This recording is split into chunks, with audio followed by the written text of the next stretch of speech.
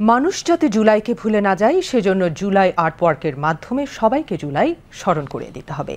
এই আর্টওয়ার্ক ফ্যাসিবাদে জেগে ওঠার পথে বাধা হয়ে দাঁড়াবে বলে মন্তব্য করেছেন স্থানীয় সরকার ও ক্রীড়া উপদেষ্টা আসিফ মাহমুদ সজীব ভূঁইয়া। আজ রাজধানীর বিজয় সরণিতে জুলাই আর্টওয়ার্কের উদ্বোধনী অনুষ্ঠানে প্রধান অতিথির বক্তব্যে তিনি একথা বলেন। ঢাকা উত্তর সিটি কর্পোরেশনের উদ্যোগে এই আয়োজন অনুষ্ঠিত হয়। আফরিন জাহানের রিপোর্ট। 2024 সালের জুলাইয়ে রাজধানী ঢাকা শহর থেকে শুরু করে দেশের বিভিন্ন প্রান্তের দেয়াল যেন হয়ে উঠেছিল প্রতিবাদ মুখর এক একটি অস্ত্র। এই দেয়ালচিত্র কিংবা গ্রাফিতি দেখে অনেক সাধারণ মানুষ স্বৈরাচার নামাতে নেমে এসেছিল রাজপথে।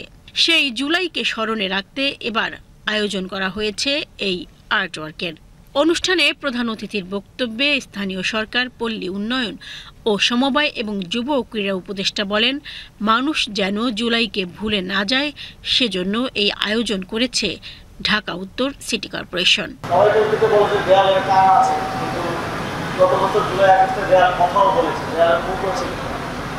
আমরা তো আন্দোলন করে হয়তো চলে গেছি, কিন্তু দেয়ালগুলো সবসময় হাজির ছিল। দেয়ালে লেখা আমাদের বক্তব্যগুলো দেয়াল সবসময় বলে গেছে।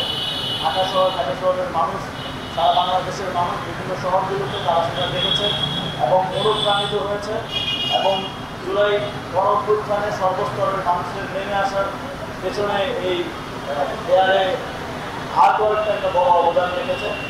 বৈষম্য বিরোধী ছাত্র আন্দোলনে সে সময় নেতৃত্ব দেয়া আসিফ মাহমুদ সজীব ভূঁইয়া বলেন, 24 জুলাইয়ে এই দেয়াল চিত্র দেখে অনেকে অনুপ্রাণিত হয়েছেন এবং স্বৈরাচার পতন আন্দোলনে যোগ দিয়েছেন। গত 16 বছরের ফ্যাসিবাদী শাসনামলের প্রতিটি বছরেই আপনারা জানেন নিপীড়নের এবং একই সাথে মানুষের প্রতিবাদের ইতিহাস রয়েছে।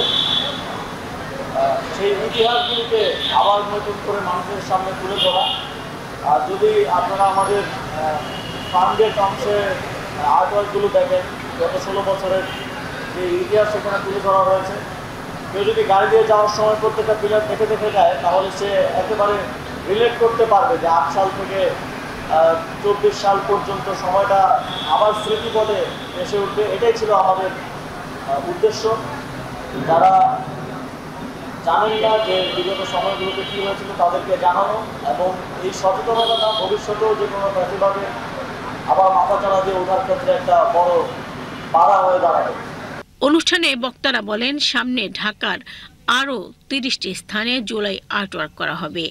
এ সময় ঢাকা উত্তর সিটি কর্পোরেশনের প্রশাসক মোহাম্মদ এজাজ উপস্থিত ছিলেন।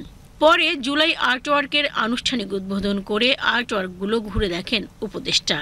রাজধানীর আগারগাঁও থেকে শাহবাগ পর্যন্ত মেট্রো স্টেশনের পিলারগুলোতে জুলাই আন্দোলনকে আর্টওয়ার্কের মাধ্যমে ফুটিয়ে তোলা হয়েছে।